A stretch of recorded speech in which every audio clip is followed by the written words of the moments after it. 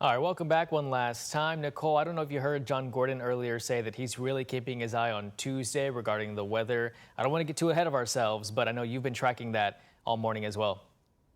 Yes, and we do introduce a threat for severe weather beginning tomorrow. That really does look like it intensifies as our system closes in on Tuesday. Right now, all is quiet across Kentucky. I know we've got some cloud cover, sure, but a lot of us are soaking up the sunshine.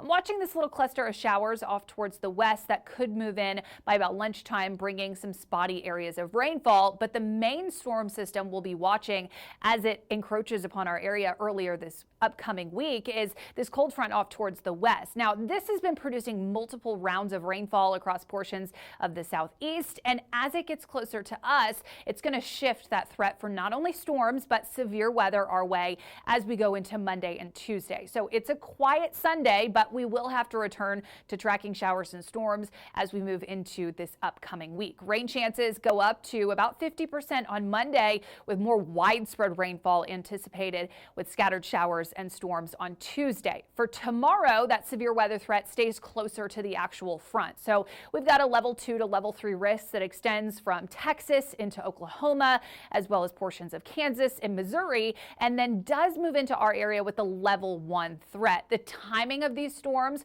will help keep severe weather pretty minimal for tomorrow, as well as the cloud cover could kind of inhibit too much in the way of strengthening of these storms. That said, a few isolated embedded storms could produce some gusty winds as well as some hail for storms that move through on Monday. It's Tuesday that we're really keeping an eye on, with a level 2 risk that extends across all of Kentuckiana. So our threat not only includes the heavy rainfall and the lightning, the gusty winds, the hail, but also introduces more of a tornado threat. It's a low threat still, but something we'll be watching very closely and kind of fine tuning as we get closer to that system arriving. Here's how it plays out hour by hour on our futurecast. You can see some of those isolated showers start to push in across the area by later this afternoon. We're talking around noon, 1 o'clock. These are weakening, so while they may lead to a little bit of rainfall, they may even bring in some rain-cooled air. Most of us will end up staying dry. We'll see periods of sun, periods of clouds today as temperatures warm up nicely into the 70s. By tomorrow morning, cloud cover builds back in, and we introduce our first round of rainfall. This comes through by Monday morning, could have an impact on your morning commute depending on the timing.